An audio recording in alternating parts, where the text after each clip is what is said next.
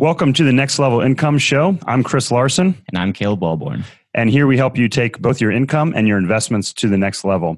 Today on the show, we have Michael Zuber, who is author of One Rental at a Time. Michael is a full-time real estate investor who today specializes in 5 to 20 unit apartment buildings. After 15 years of investing in real estate, Michael was able to quit his W-2 job out in California in the tech industry and started One Rental at a Time. And his company is now focused on helping busy professionals begin their own journey to financial freedom. Michael's goal this year is to help at least 1,000 people learn the fundamentals of real estate investing through his educational platform. Michael, we're very excited to have you on the show today. Thanks for being here. Thank you very much, Chris and Caleb. It's an honor to be on your show. Absolutely. So I think I first heard of you on Joe Fairless' podcast, and it really your story really resonated with me. You know, as a professional who's been, in the med device industry for 15 years, hearing your path, some similarities through it, and then ultimately how you achieve financial independence through real estate really resonated with me, which is how we got in touch. Loved your book, and would love to hear a little bit more about your story up through an employee to where you are today. Absolutely, and thank you so much for reading it. It means a lot to know that year of my life is being appreciated by others. Writing a book is kind of easy. Editing a book is hard for anybody that ever wants to try it. But as far as it took us, it took us 3 times as long to edit as we did to write ours. Yeah, so, exactly. Yeah. It boat. It was an eye-opening experience, and frankly, I'm glad it's over. But as far as my story goes, so just to sort of level set, I'm now 46, so we're going to begin my story at 30. Right. And what I'll say about pre-30 is, I did everything, the supposedly the right way, right? I went to a good school. I got a good education. I got a master's degree, got a good job, got raises, climbed the corporate ladder, and made a lot of money. But I wasted my 20s. When I turned 30, I had nothing to speak of except some couple of cool toys and a lot of waste. So to see folks like Caleb and the like that are starting younger is awesome.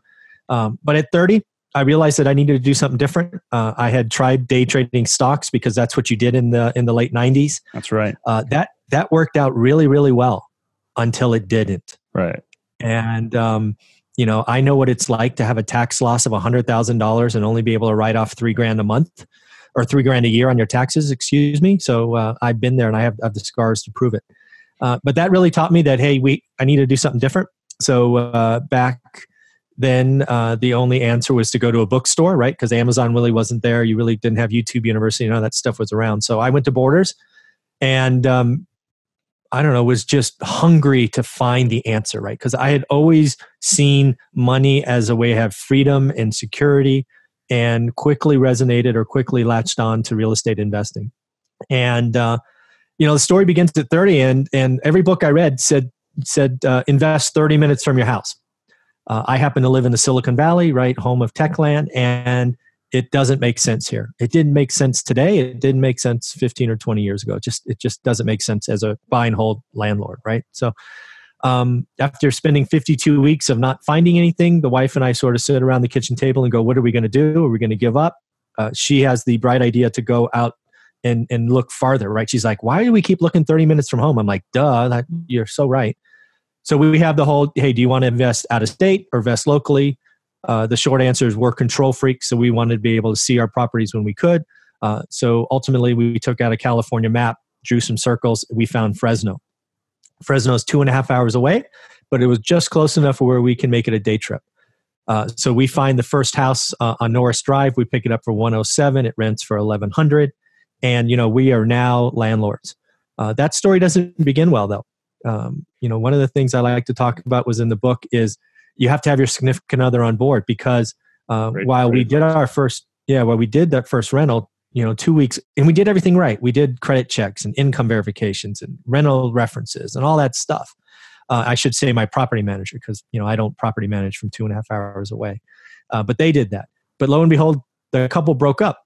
And the wife takes off, never to be heard from again. The gentleman turns to the bottle and starts to drink, and doesn't pay his rent, and just consumes alcohol a lot and destroys our house. And in California, we need to evict them. So it takes, 60 days. And lo and behold, at the end of that, we're about 4 or 5 months into that ownership of that first property. And, what I like to ask people is how many people would have bought a second one, right?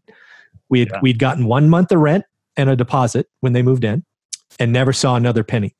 We still had to pay our mortgages for 5 months or mortgage for 5 months. Then we had to spend $15,000 after spending $800 on an eviction fee. And most people wouldn't buy a second one. But because Olivia, my wife, and I were on board and on the same page, we kept going. Thankfully, after having thousands of tenants, I only have kind of 2 stories like that. It's just shocking it was the first one. But where this story goes is we kept going. We rode the wave from 03 to 08. We had about 8 properties, 7 houses and a duplex. We realized in 08 we couldn't buy that 9th property. So we had to figure it out. And, short answer is we weren't going to buy another 9th property because it didn't cash flow. So we did what was called 1031 exchanges into the 5 to 20 unit buildings that Chris highlighted. Why? Well, the numbers, silly, because we sold that Norris Drive house for $265 and it's still rented for $1,100. And we bought a 5-unit building for $223 that rented for $3,000. Think about that, right? Oh, yeah. We had 5 units, basically triple the rent and $50,000 cheaper or $40,000 cheaper. So we did that over and over again. We 1031 out of our 8 properties and we went to 80 units in about an 18-month period. Awesome. Cash flow exploded.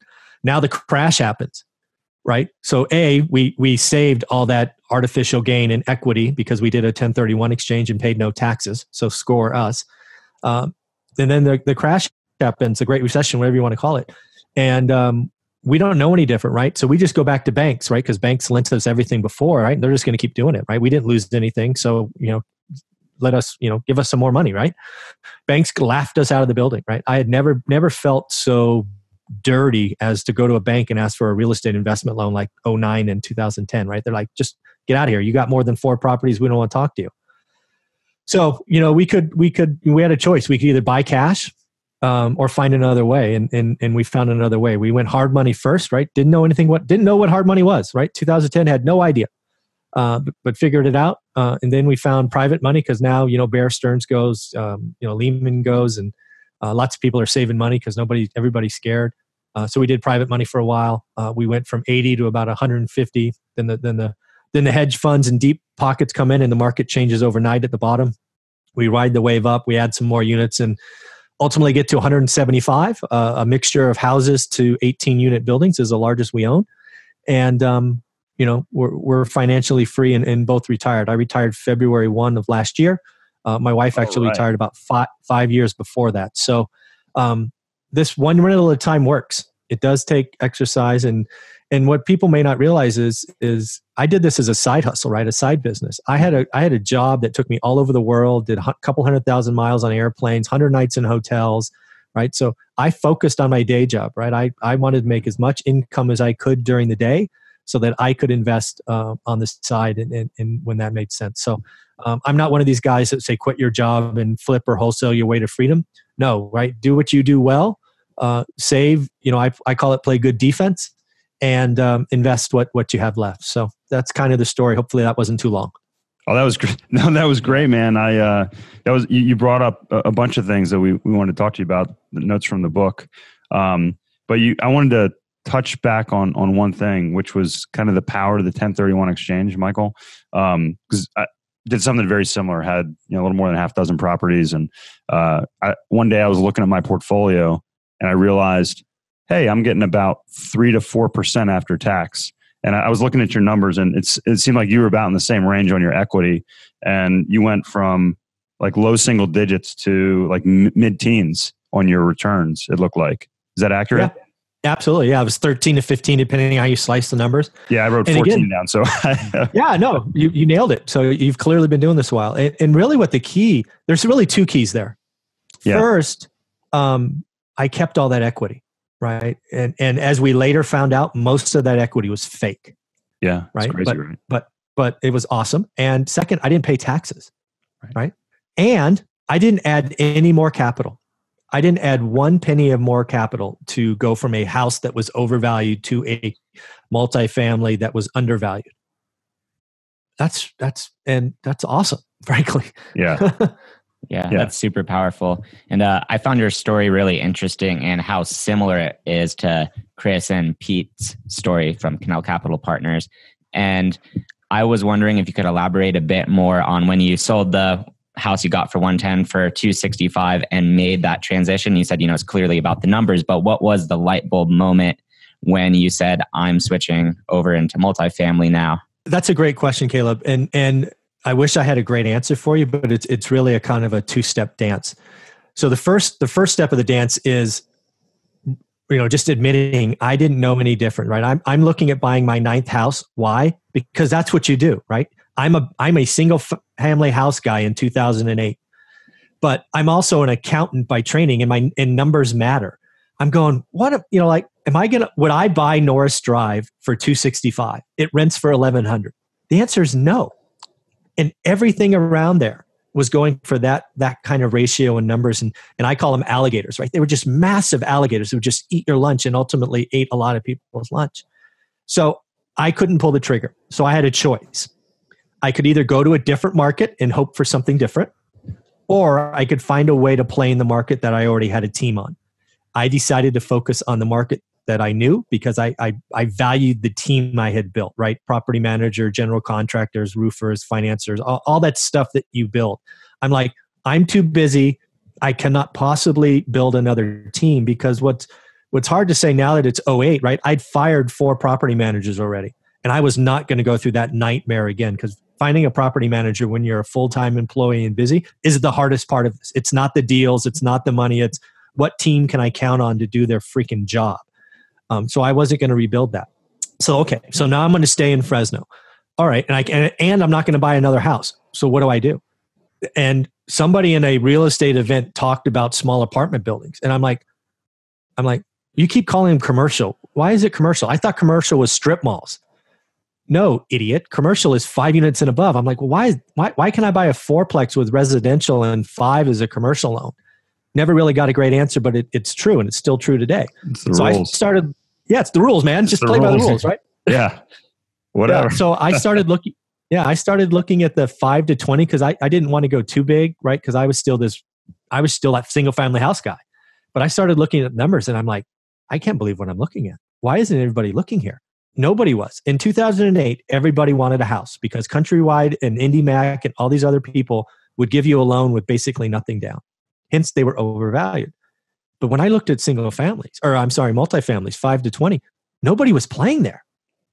And I'm like, well, I'm not an idiot. Well, I'll take that every day, right? I'll 1031 this and move it over there. And, that's kind of how it happened, right? So it's that two-step dance, right? Know who you are, made the decision of where to go, and I wanted to stay. And then I just, the numbers just drove the decision, and they were wildly better, right? Just, oh yeah. Yeah.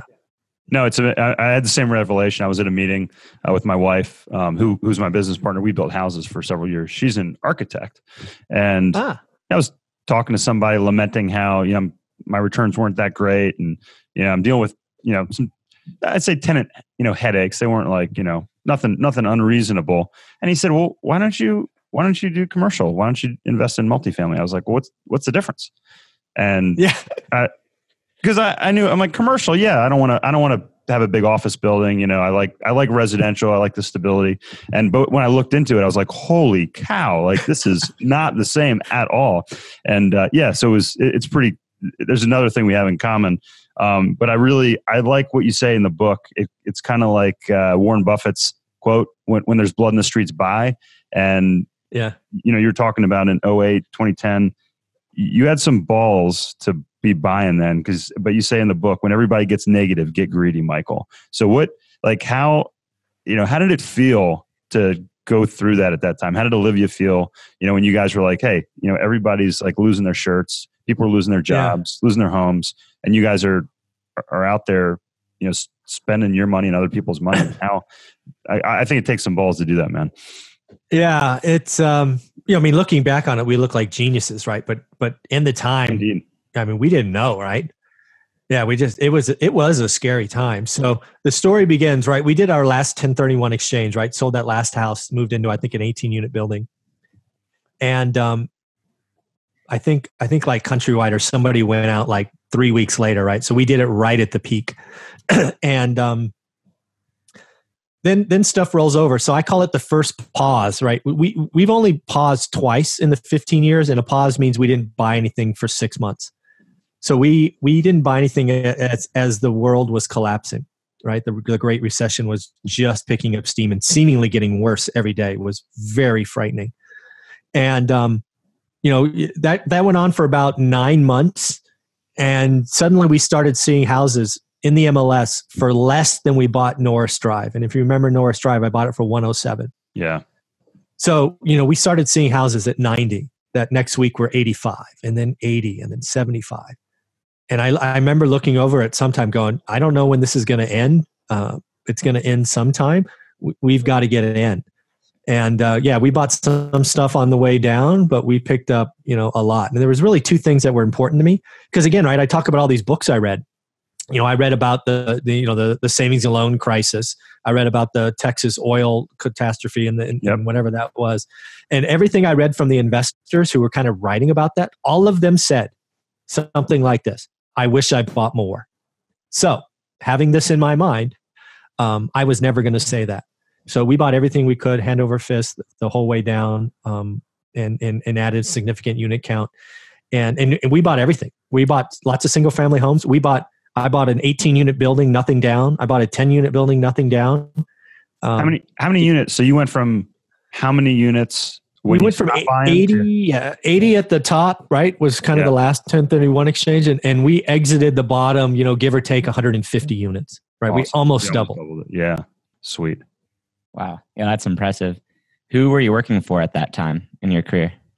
I was in tech selling software, right? I think I was at Hewlett Packard at that time, their software division.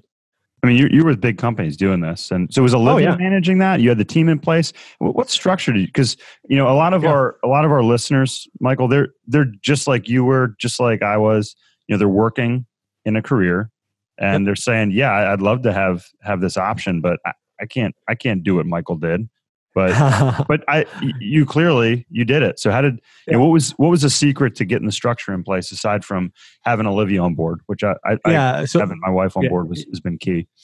Yeah, having your wife on, or let's be clear, right? Your significant other, right? I talked to lots of ladies who are all in, right?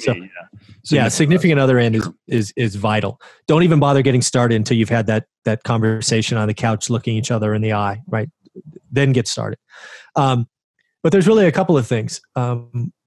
We didn't have a lot of time, so that necessitates making decisions. Mm-hmm. So we decided to do a couple of things. We focused on our core competencies, which for us was securing capital, i.e. being really good at our day jobs, and finding deals. Those were the two things that we were not going to relinquish. Other than that, we outsourced everything else. We had property managers since day one. So my job was bringing in the bacon, if you will, or at least the Olivia's job paid the bills, and my job was investing. And then my job was to find deals, right? I didn't trust anybody else to do that, right? Occasionally stuff came to us, but that was what I did. And then Olivia managed that relationships, right? I don't know exactly what she spends, but it was hours a week.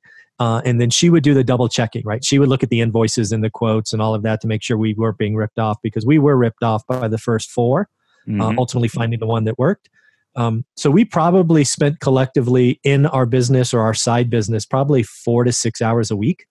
But again, it's because we focused on what we did, right? Which was securing capital, finding deals, and then double checking what was going on. So it's not a lot of time, but you've got to be focused, right? You can't do everything. And some people I talk to that have jobs are like, oh, I want to do this. I want to self-manage. I want to be in 3 markets. I want to wholesale. I want to do 10,000 mailers. I'm like, oh my God, what the heck are you doing? Yeah. Right. If you do all of that, you're going to sacrifice your day job, and don't do that. Right. Go make that money, and do this on the side. So, we were lucky in that we were clearly good at some things, and we were comfortable letting go of control of everything else. And there's lots of other stuff. Yeah. Tying together a few things that you've brought up earlier on, you had mentioned you would probably give advice to someone to not just drop everything and just jump straight into real estate. And then you were also saying that with you and Olivia, it was most important to keep your capital right. And actually in Chris's book, when he talks about how to get involved in multifamily real estate, basically the first step is getting your income right. What would you say to someone who isn't really sure where they are in the process and might be considering jumping ship, or just has no really idea what they want to do? What would you say to someone who's deciding what would be the deciding factor? So let's be clear, right? So I know several people that are early in their careers, right? So they don't have those life things that come when you get older, right? Meaning kids and mortgages and all of that other stuff, right? If you're coming out of high school or you're in college, right, you're of legal age to sign contracts and you want to give this a shot. I know lots of people who did that and have been wildly successful. So it is absolutely possible. It is very hard. You have to pay your dues. I know lots of people that did that got a deal kind of by happenstance and then didn't get a deal for 6 or 8 months. Lots of self-doubt, lots of questions. So it is possible. My recommendations come from experience talking to them. I feel bad giving advice when I didn't do that, right? I had a corporate job. But no, there's 2 things you need to do. You need to be extremely good at finding motivated sellers, whether that's door knocking, driving for dollars, marketing, whatever that is. That is a skill that if you learn now will pay off for decades.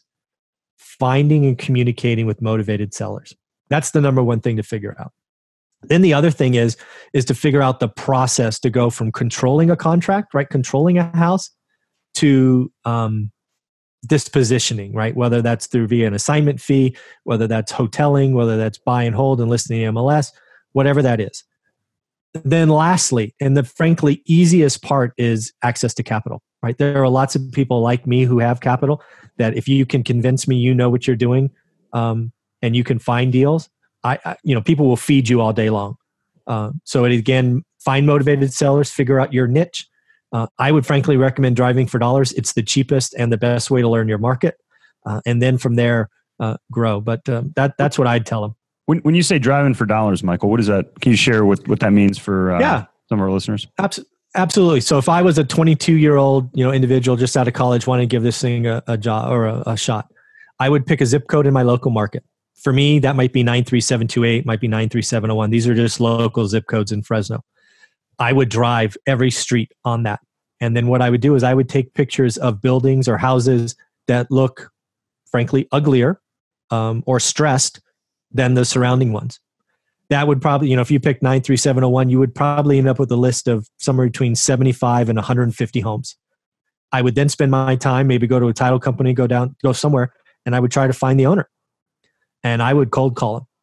I would pick up the phone and say, hey, I was just driving by your house. I'm looking to buy something in that neighborhood. You have any interest in selling? So driving for dollars means you're actually out there putting eyes on the property versus doing a mailer, which is a shotgun approach where you're sending out, hundreds or thousands. Mailers are interesting because I used to get one a week. Now there are weeks that I have 100 from different people. So I would say the value of mailers has gone down substantially. And now people are cold calling, right? I used to get 0, and now I'm getting 5 a week. So you've got to realize that this game you're going to get into is very crowded. There are lots of gurus out there talking about wholesaling and trying to make it look easy and virtual wholesaling and all of that stuff. It is not as easy as people try to sell you. It is hard work, but I know lots of people that make very good money doing it. So it's certainly possible. Yeah, and that's a great answer. And I mean, as the saying goes, there's a million ways to make $1 million in real estate. And so it sounds like it's really figuring out what your strengths are and where you want to spend your time, which is really the only asset you have, in deciding, do I want to go full time and do this thing? Super competitive, super difficult. As you were putting it, I mean, I know people who are great at it, and I don't think that's how I would want to go about it, just because I don't think my strengths would serve me well in going down that path. Or do you want to do what you've done and make a great income somewhere else that you're able to leverage into the real estate as well? So what I want people to realize with this show, or at least with my story, is there's nothing wrong with being a W-2 employee. There's absolutely nothing wrong, right? Being a W-2 employee is one of the greatest things that are out there, right? Go get that. Be very good at it. And then you've got to live below your means, people. I call it good defense. It is that earning, saving, investing cycle that if you get on and then you follow one rental at a time or any other story, you can have a better future, right? If you just get 4, which is a talk I give all the time, just get 4, your life changes. You may not be financially free, but your future is different. It's okay, right? So don't believe all the hype and the stacks of cash you see on Instagram and Facebook and all that nonsense. It's fake 99.9% of the time. Don't fall for it, right? There's nothing wrong with an honest day's work for an honest day's wage. That's right. Just live below your means and invest. That's what, so in my book, I teach, my boys are 7 and 9, and I tell them, this is how you get rich. Real simple. Make money, help people. You make money by helping people. You save money, you live below your means, and then you invest it. So you got to learn, you got to be good at making money. You got to be disciplined. It's to save money. And then you got to you got to educate yourself on how to invest. So and nobody got rich without doing a job in some way, shape. I mean, Mark Zuckerberg had to leave his dorm room and go out and sell Facebook before he actually had a viable business. It's not like you say, it's kind of a fairy tale. It's like, oh, just going to invent something in my garage. It's a job, whether you're working for somebody else or working for yourself. So. Yeah, no such thing as an overnight success. Facebook's been around for 15 years now. That's crazy. Yeah. It's insane. Yeah. Can you tell us a little bit about Crap and Arch? Oh, yeah. So one of the things you'll learn about me is I like to create stories because stories are memorable. And one of the things that I've quickly realized is a lot of my friends have a lot of cash, but they have no assets. So I was thinking about how can I create a story that almost slaps you in the face kind of nicely and makes you pay attention. So I often call a lot of my friends crap. Now, they're all capital letters, and there's periods between them, right? So it's C period, R period, right? You get the idea. But crap stands for cash rich, asset poor. And I believe being crap is horrible, bad, the wrong idea, right? Because cash is trash, cash is depreciating. Right? We know all of these things, but there are too many people out there saving money or having money in the stock market that feel good. I promise you, you are one bear market away from being in freaking trouble and afraid. Being cash rich and asset poor is the wrong idea. So I'm spending a lot of time trying to help people that are crap. So I know that story works. I got good feedback. My daughter, who's an illustrator, created a logo of a pile of crap and money's falling on it, right? So there's a whole story there. And I had to create something that was opposite of that. That was much harder, right? Because kind of crap just rolled together, right? Cash rich, asset poor. And I'm like, God, what's the opposite of that? So asset rich was kind of easy, right? That's the A and the R. And I'm like, well, how do I finish that? Because you don't want to be cash poor, right? That's not great. And frankly, not a word. So that's off. So that's where cash happy came in. So asset rich, cash happy, right? I don't have lots of cash. I have the reserves and I have this, but frankly, anytime I get above whatever number I'm comfortable in, I get nervous, right? I got to go buy another asset, and everybody's number is different. Yeah. So that's where crap and Arch come in. Is I think crap is a problem. I use it on purpose to shock people, right? Because I don't mean it as a swear word, but that's what everybody hears the first time. But yeah, it's cash rich, asset poor is a problem, and I want you to think about being asset rich and cash happy. Hence. Crap and Arch. I love it. Yeah. No, I think, people say cash is king. Cash flow is king, right? Like you want. Amen. Yeah. I mean, cash is great, but if it's just sitting there in a pile, it's crap. I like that. That's our mission on the show is, a big piece is educating young people and breaking some of these paradigms. It's like, oh, you go to college, that, you get a good job and, that's all you got to do. Or, buy a house and, buy a car, buy like, Snoop Dogg said, we were at this conference, Grant Cardone's conference last weekend. Snoop Dogg, he was playing. He goes, I'm so glad you're doing this, Grant, because nobody's teaching people about this stuff. So I love that you have this resource. So people want to learn how you did this, Michael. People want to get your book. They want to learn from your mistakes. What's the best way to get in touch with you? Where can they find you online? Yep. bookstore? Where's the best place to get a hold of you? Yeah. So the book that is self-published on Amazon. So if you just go to Amazon, you can type in One Reel at a Time. It'll come right up, or you can type in Michael Zuber. It'll come right up.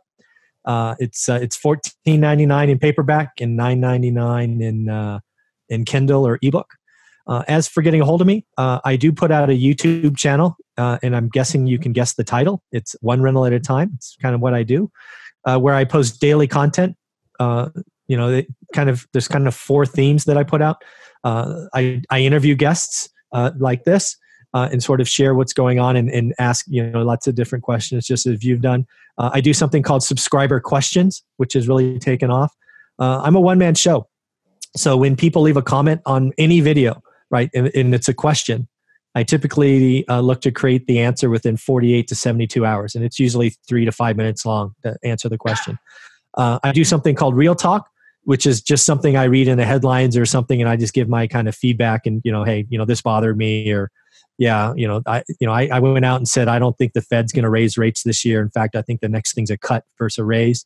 Just whatever's top of mind. I usually do that in the morning when I'm walking my dog, just kind of, something to do in the morning. And then the last thing is they're fun to check out.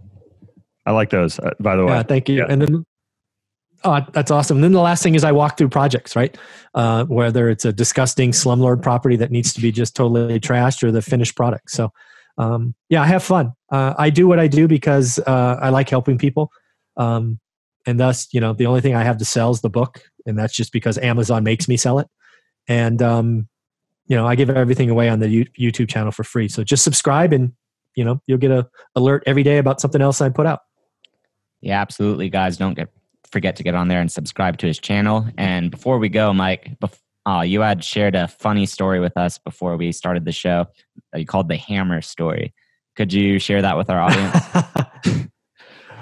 Oh, yeah, the fun of being a landlord. So this is about halfway through our career. It's one of the apartment buildings we picked up after the 1031 exchanges. And, property managers go on site. They see what's going on, making sure it's kept there. And we see a new tenant in one of our units. So we go up and say, hey, are you a guest, right? Are you just, you an overnight guest, or, what's going on? And they tell us that no, they basically sublet it from the person that we approved. And we go on to find that they'd been there about a month. So we check and they paid rent, right? We're like, oh, all right. So paid rent, so far no problems, no red flags. None of the other guests have complained or tenants have complained. And we're like, okay, well, we run a tight ship. So we go the next day, knock on his door. He opens. It's all good, right? So we ask him to sign a lease because, we just want to be, great. You're here, they're gone. Let's just make this above board. So he gets a little antsy. He does fill out the paperwork, and we go back. The team goes back to the office, and we find out that we have now been given fictitious information. It's not the real person. That person we're given doesn't exist or doesn't match numbers, right? So we're like, red flag. Right. So we go back and let them know we're not happy about that. And we say, we're going to evict you if was this an honest mistake? Like, did you miss a number? Right. What happened? And this is when it goes south, slams the door, it gets kind of, antsy from there. So my team takes off and like, okay, we're going to do cash for keys. They call me, right? We're going to do cash for keys, or we're going to start eviction. And lo and behold, that night he throws what I now call the hammer party. And this is an MC Hammer, right? Yeah, no, not MC Hammer. This is physically invite all of your friends over, turn up the music really, really loud, and give everybody that walks in a hammer. And police are called multiple times and ultimately shut the party down. And when my team gets in there the next day, there are hammer holes, probably 10,000 of them through the drywall in my apartment. That takes a long time to do 10,000 hammer holes. Ooh.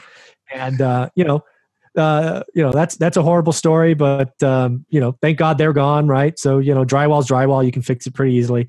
But yeah, that was interesting, right?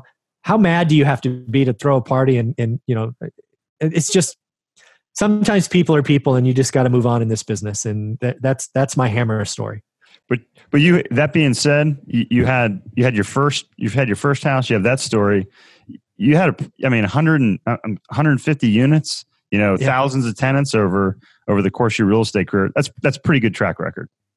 Yeah, I've only had 2 stories like that, right? There's the first story we had with the first house we bought, which is uneventful, or which was terrible because it happened to the first one, and then this hammer story. But yeah, I've had thousands of tenants over 15 years, and 99.85% of them are awesome. They pay the rent, they're hardworking people, and they just want a safe place to live and raise their family.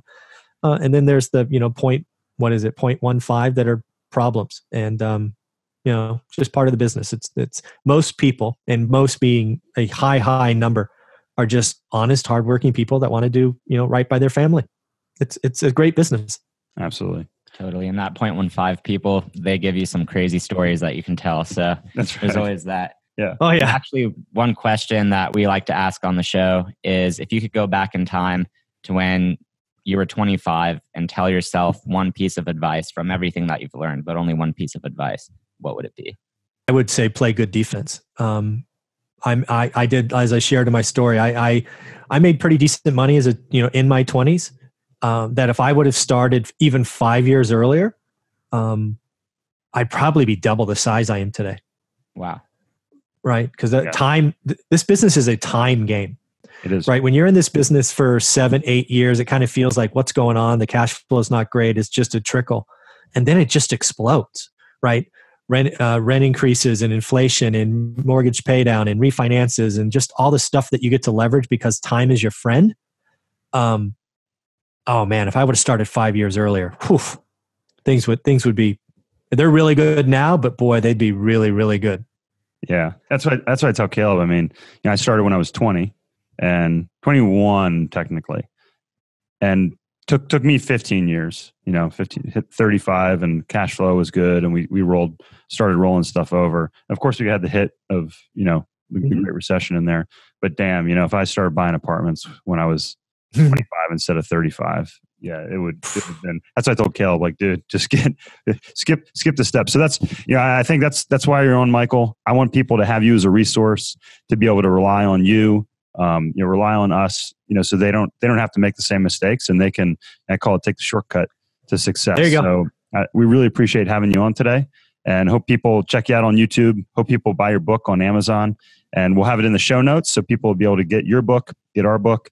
Check you out on YouTube, and hope we are able to stay in touch and hear more about the success you're having with the people you're helping out. Absolutely. Thanks for the invite, and I look forward to staying in touch. Absolutely. Great. What a great quote to wrap up the show too. This business is a time game. Remember that if you're listening. Yeah.